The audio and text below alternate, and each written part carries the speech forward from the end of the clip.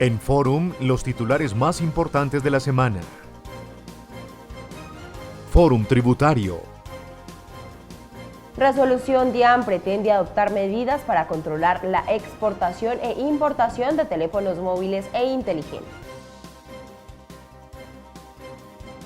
Mucha atención porque la Dirección de Impuestos y Aduanas Nacionales, mediante reciente proyecto de resolución, pretende regular todo lo concerniente a la importación y exportación de teléfonos móviles e inteligentes.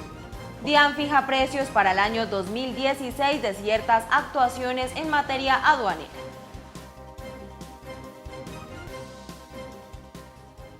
Mediante reciente resolución de la Dirección de Impuestos y Aduanas Nacionales, se fijaron los precios correspondientes al año 2016 para ciertas actuaciones en materia aduanera. Error en la resolución 220 de 2014 no desvirtúa cumplimiento de la misma.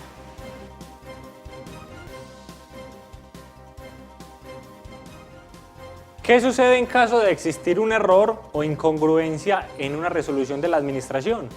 Pues bien, vamos al caso específico, toda vez que la resolución 220 de 2014, en solicitud de concepto que se le había hecho a la Administración de Impuestos, se indicaba que la resolución 220 tendría algún error, alguna inconsistencia.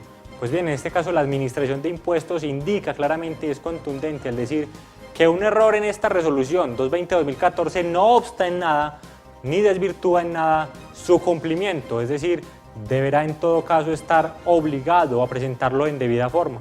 Básicamente se planteaba que se habían enumerado en forma errónea algunos de los ítems, indicando que eran 12 en principio cuando en realidad eran 14. Pues bien, en este caso la Administración Tributaria indica que debía seguirse entonces el anexo que hacía parte de esta resolución, anexo 59, anexo técnico, y que por lo tanto no se podría desconocer tanto el anexo técnico que hacía la corrección y a su vez la resolución 111 de 2015, la cual modificaba esta resolución 220.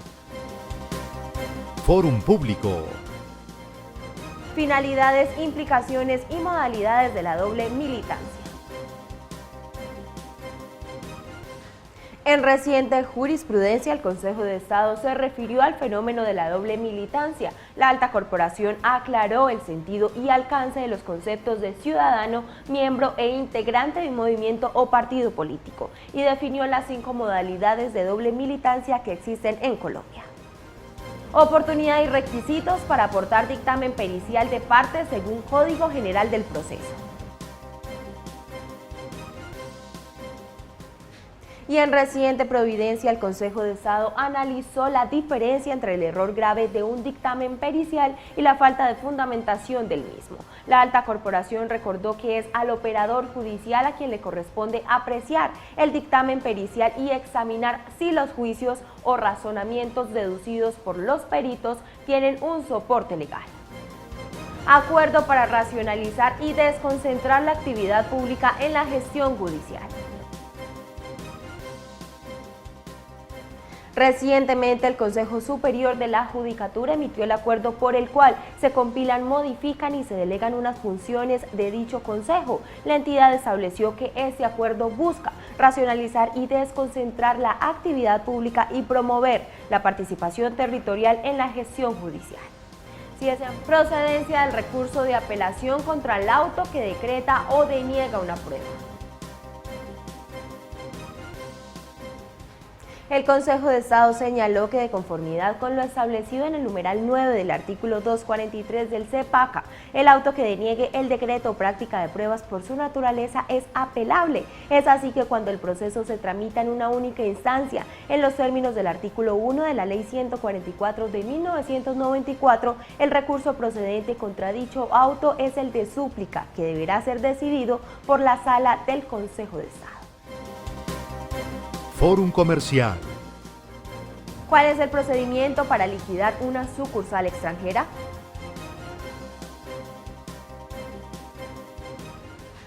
En reciente concepto, la Superintendencia de Sociedades determinó que, según lo establecido por el artículo 495 del Código de Comercio, la liquidación de los negocios que las sucursales extranjeras tengan en el país se regirá por las normas previstas en el Código de Comercio para liquidar las sociedades por acciones, esto es, por los artículos 225 y siguientes de la mencionada codificación. ¿Cuál es la acción procedente contra el revisor fiscal? En reciente concepto, la Superintendencia de Sociedades determinó que de conformidad con las reglas previstas en el artículo 210 del Código de Comercio, el revisor fiscal no es subordinado de la sociedad debido que su cargo es de libre nombramiento y remoción del máximo órgano social. ¿Qué actos puede celebrar una sociedad en estado de disolución? En reciente doctrina, la Superintendencia de Sociedades precisó que según lo determinado en el artículo 222 del Código de Comercio, una vez disuelta una sociedad debe procederse de inmediato a su liquidación.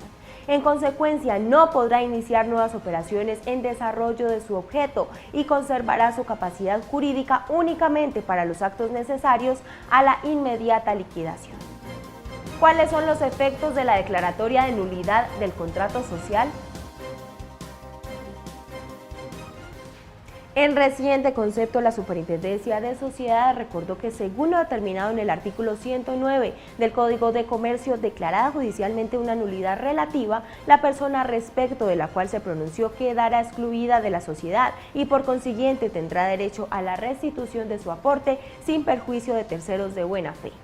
Si la nulidad relativa declarada judicialmente afecta a la sociedad, esta quedará disuelta y se procederá a su liquidación por los asociados y en caso de desacuerdo con estos, por la persona que designe el juez. Proceso para cumplir la garantía. En reciente sentencia, la Superintendencia de Industria y Comercio, en su función jurisdiccional, recordó que en el marco de la obligación de garantía, los consumidores tienen derecho a obtener la reparación gratuita del bien cuando se presenta una falla y en caso de repetirse, pueden obtener a su elección una nueva reparación, la devolución total o parcial del precio pagado o el cambio del bien por otro de la misma especie, similares características o especificaciones técnicas. Fórum Seguridad Social. Diferencias entre reajuste y reliquidación en las pensiones. En reciente sentencia, la Corte Constitucional se pronunció sobre las características particulares de la reliquidación pensional y sus diferencias frente al reajuste pensional consagrado en la Ley 100 de 1993. Retiro tácito del sistema pensional y el retroactivo pensional. Mediante la teoría jurisprudencial del retiro tácito, el pensionado debe acudir al juez laboral para obtener el pago y reconocimiento de su retroactivo pensional, normalmente negado por el fondo de pensiones al cual se encuentre afiliado. Procedencia de los intereses moratorios en pensiones. Los intereses moratorios buscan sancionar o castigar la demora del fondo de pensiones al momento de reconocer y pagar la mesada pensional de vejez, invalidez o muerte del afiliado y compensar la demora en el reconocimiento del derecho pensional. Sujetos que conforman la OIT. La Organización Internacional del Trabajo tiene la peculiaridad de estar conformada por tres partes, empleadores, trabajadores y estados, para garantizar la igualdad de todos ellos frente a los derechos y obligaciones laborales. Impacto del Decreto 583 de 2016 sobre tercerización laboral. El Ministerio de Trabajo anunció una revisión al Decreto 583 de 2016 que regula la tercerización laboral mediante circulares que pronto serán emitidas. Fórum Laboral. ¿Sobre quién recae la carga de la prueba ante inconsistencias en la historia laboral? La Corte Constitucional se pronunció recientemente acerca de las inconsistencias en las historias laborales, recordando que el tratamiento y manejo de dicha información corresponde a las administradoras de pensiones. Estas deben asegurar la integridad y exactitud de la información consignada. Es por esta razón que la carga de la prueba recae sobre dichas entidades. El incremento salarial anual tiene una aplicación retroactiva. El Departamento Administrativo de la Función Pública en reciente doctrina analizó los efectos del incremento salarial frente a los pagos realizados al trabajador por concepto de auxilio de transporte y dotación. Al respecto, recordó que los efectos del aumento son retroactivos al 1 de enero del año en curso. Por lo tanto, si con dicho pago se excede el tope contemplado en la norma, resulta viable solicitar la devolución de los pagos hechos en razón al auxilio de transporte, a diferencia de los pagos por dotación, dado que no sería práctica su devolución. ¿Es posible declarar la vacancia del empleo por abandono? El Departamento Administrativo de la Función Pública en esta oportunidad se pronunció frente a la vacancia del empleo por abandono del mismo e indicó que cualquier decisión de retiro del servicio por parte de la entidad empleadora debe estar mediada por el cumplimiento de un procedimiento administrativo que garantice el debido proceso del afectado. Conozca las situaciones que dan lugar a la aplicación del auxilio de transporte. El Ministerio de Trabajo recordó en qué situaciones es aplicable el subsidio de transporte para los trabajadores e indicó que la naturaleza jurídica de la figura no es la retribución de servicios, por el contrario, es un medio de transporte en dinero o en servicio que se le da al trabajador para que desempeñe cabalmente sus funciones. Fórum Contable INIF. Las entidades prestadoras de servicios, ¿cómo deben registrar sus ingresos e inventarios? En las empresas de prestación de servicio, las erogaciones que se realicen por concepto de pagos de nómina, gastos de viaje, gastos de alojamiento y demás costos relacionados directamente con el desarrollo de los proyectos se reconocerán como parte del inventario y una vez se den los criterios para el reconocimiento del ingreso, se registrará simultáneamente el costo asociado en el estado de resultados. Es obligatorio que los contadores y revisores fiscales para certificar estados financieros bajo NIF estén certificados para realizar tal labor. El artículo 37.7 de la Ley 43 de 1990 dice: el contador público solo deberá contratar trabajos para lo cual cuente con las capacidades necesarias para que los servicios comprometidos se realicen en forma eficaz y satisfactoria. Igualmente, el contador público, mientras se mantenga en el ejercicio activo, deberá considerarse permanentemente obligado a actualizar los conocimientos necesarios para su actuación profesional y especialmente aquellos requeridos por el bien común y los imperativos del progreso social y económico. En el desarrollo de la actividad de una copropiedad, al final de cada periodo pueden existir utilidades. En el desarrollo de la actividad principal de una copropiedad pueden generarse excedentes, los cuales entrarán a formar parte del patrimonio de la copropiedad, ya sea mediante apropiación de los excedentes que hayan sido establecidos en los estatutos o por apropiaciones aprobados por la Asamblea General de Copropiedades.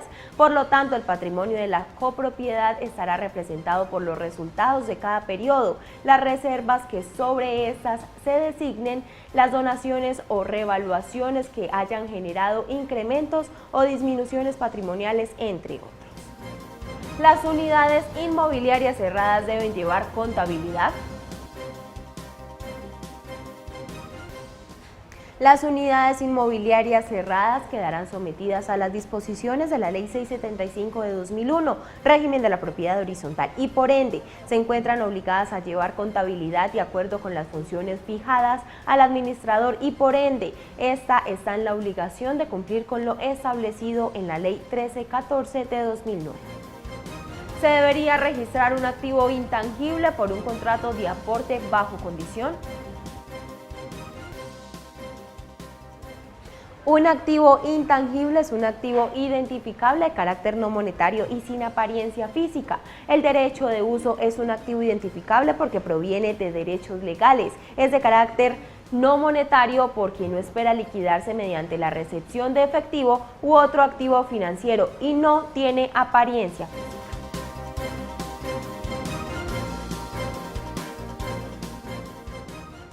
Buscanormas.com es el más completo buscador para abogados, contadores y empresarios de Colombia. Es la mejor herramienta de actualización y consulta donde podrás encontrar la información más relevante de la normatividad nacional de manera rápida, sencilla y confiable.